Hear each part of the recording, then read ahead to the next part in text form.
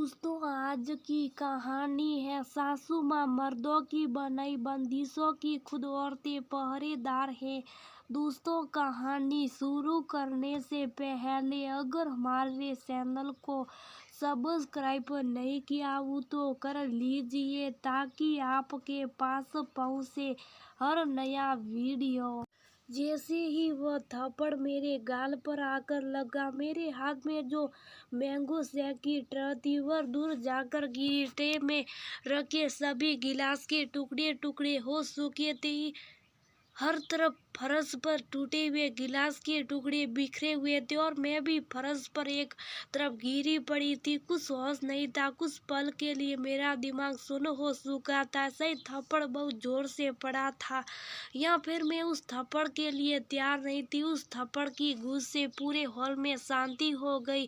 किसी की मुंह से एक लफ्ज ना फूटा। मम्मी जी के चेहरे पर कुटिल मुस्कान आ गई, जैसे ये थप्पड़ मारकर उनके बेटे ने कोई किला या गढ़ जीत लिया हो।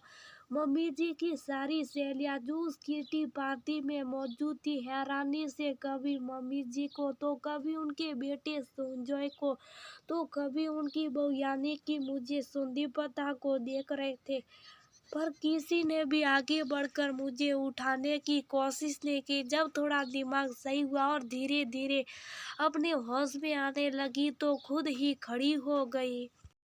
देखा तो धीरे धीरे मम्मी जी की सहेलियां नराधर हो चुकी थी। क्यों कोई दूसरों के घर के पसड़े में टांग अड़ाई, यही सोचकर सब वहां से निकल गई। जैसे ही खड़ी हुई वैसे संजय चिल्लाते हुए बोले, घर के बाहर किससे पूछ कर गई थी? बहुत ज्यादा मौज मस्ती करने का शौक चढ़ा तुझे, इससे रहना इस घर में, वरना शौक उतारने अच्छे से आते। मुझे सच कहूँ तो सिर अभी भी घूम रहा था, इसलिए कुछ कह नहीं पाई। संजय अपना गुस्सा दिखाकर घर के बाहर निकल गए और मम्मी जी उन्हें तो शायद मुझसे कोई हमदर्दी थी नहीं और वही थी जो ने संजय को फोन करके कहा कि मैं घर के बाहर गई हूँ।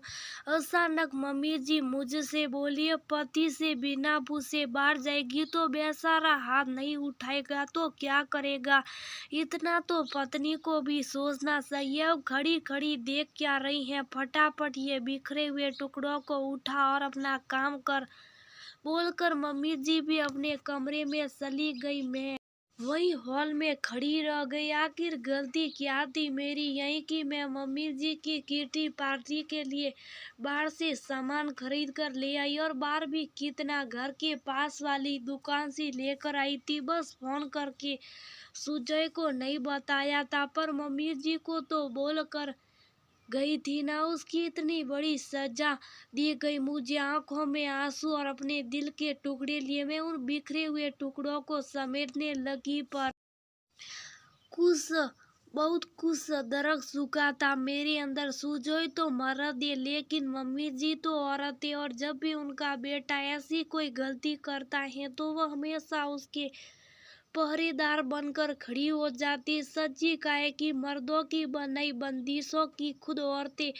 पहरेदार होती हैं जो उनकी गलती को ही सही साबित करती हैं। मैं संदीप पता, इस घर की बहू। मेरी शादी सुजय के साथ 8 महीने पहले हुई थी। मैं एक वर्किंग वुमन हूँ, दुनिया की नज़रों में आत्मनिर्भर हूँ, जो सुबह बन ठन कर अपने जॉब पर जाती और शाम को घर आकर आराम करती है और अपना पैसा अपने तरीके से खर्च कर दिए। घर में नौकर चाकर है तो मुझे कुछ नहीं करना पड़ता। अगर आस पड़ोस की औरतें की माने तो मुझ पर कोई रोक टोक नहीं है, पर सच्चाई बहुत अलग है।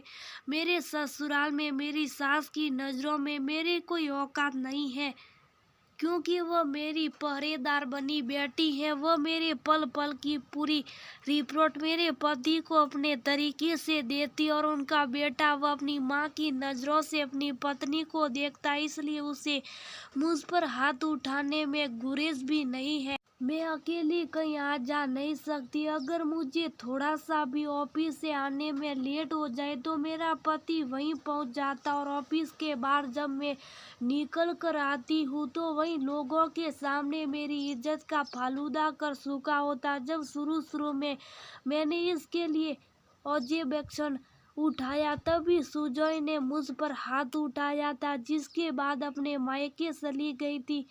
पर वारी मेरी किस्मत, मेरे माता पिता मेरे ससुराल वालों के पक्ष में बोले, मेरे नहीं, इसलिए मुझे वापस लौटना पड़ा। बस फिर क्या था, उसके बाद तो इन लोगों की हिम्मत ही बढ़ गई। मेरी सास सैलरी का हिसाब किताब इनके पास होता। अगर अपनी मर्जी से मैं कुछ खर्च कर दूं तो उस दिन मेरा खाना दुरुसार हो जाता। अभी तक संजय मुझ पर कई बार हाथ उठा चुका, पर हर बार घर में, या तो कमरे में या मम्मी जी के सामने, पर आज जितनी औरतों के सामने मुझ पर हाथ उठाया गया। मुझे सचमुच कुछ समझ नहीं आ रहा था कि क्या करूं। आज का दिन ऐसे ही निकल गया। दूसरे दिन उठकर मैं तैयार होकर अपने ऑफिस के लिए निकल रही थी कि पड़ोस में 2-3 आंटियां खड़ी होकर मेरी तरफ देख रही थी। एक ने तो टोक ही दिया, बेटा इतनी पढ़ी लिखी हो, क्यों अपने पति को परेशान करती हो कि उसे तुम पर हाथ उठाना पड़े। सुनकर बड़ा अजीब लगा, पर क्या कर सकते हैं। मेरा पति मुझ पर हाथ उठाकर भी बेसहारा बन चुका था। सच्चे कमी औरतें ही निकाली जाती हैं, और वह कमी निकालने वाली भी औरत ही होती है।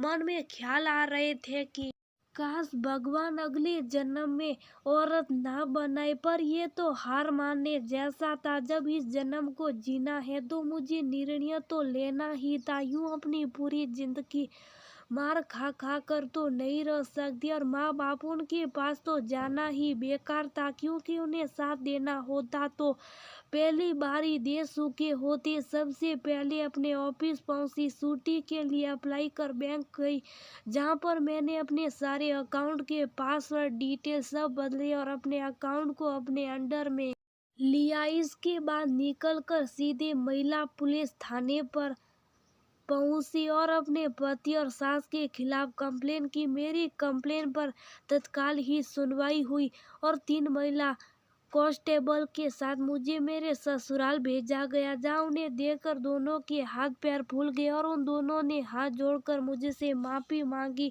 हालांकि जिस तरीके से वह लोग मुझे देख रहे थे, मुझे पता था कि वह दोनों मुझ पर बाद में हाथ उठाएंगे। फिर भी मैंने उन्हें माफ किया, लेकिन साथ ही साथ मेरी जान को जोखिम में थाने में जरूर लिखवा दिया, जिसके बाद दोनों को वार्निंग देकर छोड़ दिया गया। कांस्टेबल के जाने के बाद मेरे पति ने मुझ पर हाथ उठाने की कोशिश की, पर इस बार मैंने भी पलट कर 2-3 साटे उन्हें रसीद कर दिए। देकर मम्मी जी सिलाई, अरे पति पर हाथ उठाती है, शर्म नहीं आती तुझे? अगर घर की इज्जत ऐसी उलझाने का शौक है तो यहाँ क्यों पड़ी हुई है? तलाक क्यों नहीं दे देती? नहीं मम्मी जी, तलाक तो मैं नहीं दूंगी। आखिर इतनी आसानी से आप लोगों को कैसे रहने दूं? आपने जो मेरी जिंदगी बर्बाद की है, उसका खामियाजा तो आपको भी भुगतना ही पड़ेगा। मैं अकेली क्यों भुगतूं?